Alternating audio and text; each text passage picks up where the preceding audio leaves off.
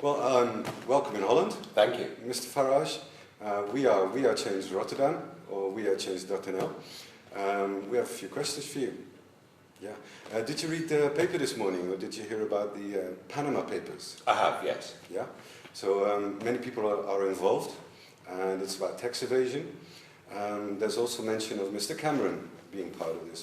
What are your comments on that? Well, I think indirectly, not directly, so we should be slightly careful about that. Mm-hmm. Look, we know that tax evasion takes place on a very big scale, but let me tell you what the biggest tax evasion is that I know of in Europe, and that is that all the employees who work for the European institutions pay a top-rate income tax of 16%. Oh wow. So there are 10,000 people working in Brussels who net earn more than the British Prime Minister. So yeah, there'll always be, the rich and the privileged will always try and find loopholes and bolt holes around the world to evade paying tax. But it's happening right under our noses in Brussels, and nobody in politics says a word. Mm-hmm. So for you, it's not a big surprise to hear about this? Not at all. No? No, of course it's not. Anybody that's cynical about the way in which we're run and the way in which we're governed will not be surprised by this. Mm-hmm. Doesn't mean they like it, but they won't be surprised by it. I tend to agree. You say the rich and powerful, so we've investigated a little bit into the rich and powerful and how they connect, how they meet each other, and so we picked out this one meeting every year. It's called the Bilderberg Conference, where we see that policies are not made, but people meet. They might speak on the same level, the same terms. All of them want to go in the same direction, I think. Since the start of Bilderberg in 1954, there's been this course that's been set in of the EU. This was a big project for them. What do you think is the influence of such a meeting as the Bilderberg Conference? I don't think that the European project was spawned by the Bilderberg Group, but I think the type of people that attend the Bilderberg Group think the European Union is very much in their interests, if you think about it. I mean, who is the European Union good for? If you think about it, it's fantastic for people in politics. But if you lose your job as a national parliamentarian, oh, don't worry, you can go become an MEP or a commission official working, in Brussels. It's been, for the bureaucrat class, it's been the best thing ever invented by mankind. Big salaries, 16% top rate of tax, 2/3 final salary pension, and nobody ever gets sacked for incompetence.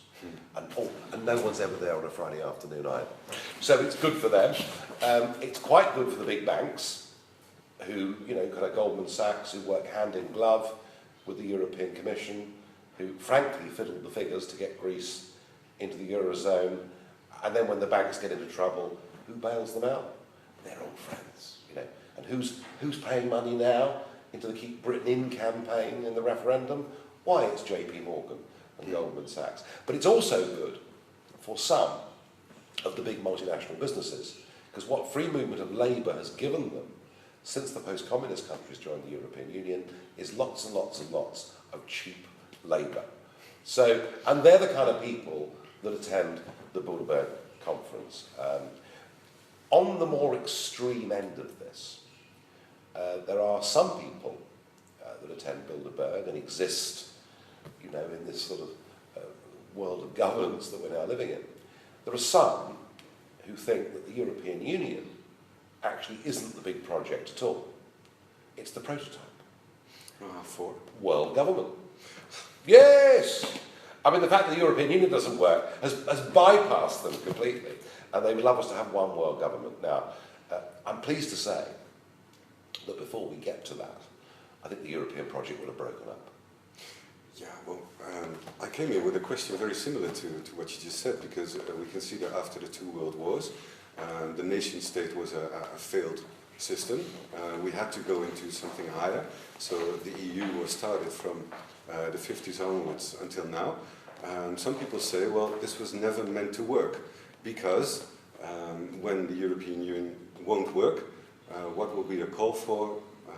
World government. But actually, the thinking behind the EU was wrong.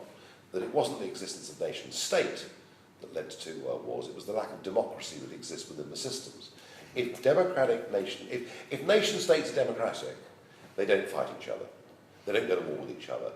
And actually what you're seeing all over the world are more and more countries. Every year that goes by, there are more countries, as under the principle of national self-determination, people say, we want to run our own unit. I mean, after the war, in 1945, there were about 60 countries in the world. There are now about 230 countries in the world. So Europe is going in the opposite direction to the rest of mankind. But what I find interesting is what kind of future will we get, because the European Union is not going to work. No. So some of the countries will leave the European Union. What do you think will happen next? I think we're going to return to a healthier system. I think we will return to much more of a concept of nation-state democracy. And those who fear that will say that it's going to become insular, but actually it doesn't have to be insular. I mean, if you live in a street, you want to get on well with the rest of the street. You want to act collectively to deal with kids that are causing trouble, or things that are common problems. You club together to deal with. What you don't do is knock through all the walls and live with one bank account and live as a commune. It's just not what normal families or normal people do. But still we see like the conflict in the former Yugoslavia in the 90s, where all these states emerged. Now also there's Ukraine, where there's conflict. Some people say, well, we need to be for the European Union to prevent war. Well, anybody intelligent who says we must be for the European Union needs to look at Yugoslavia. Because what was Yugoslavia?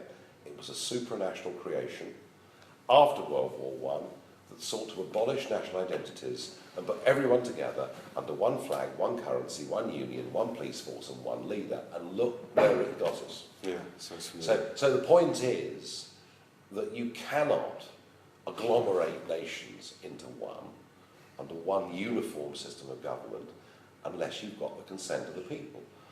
And that's why it's good that I'm back in the Netherlands, because it was in this country in 2005 that after the French had rejected the European Constitution, you did too, and despite that, your government and the European Union just ignored you, completely ignored you.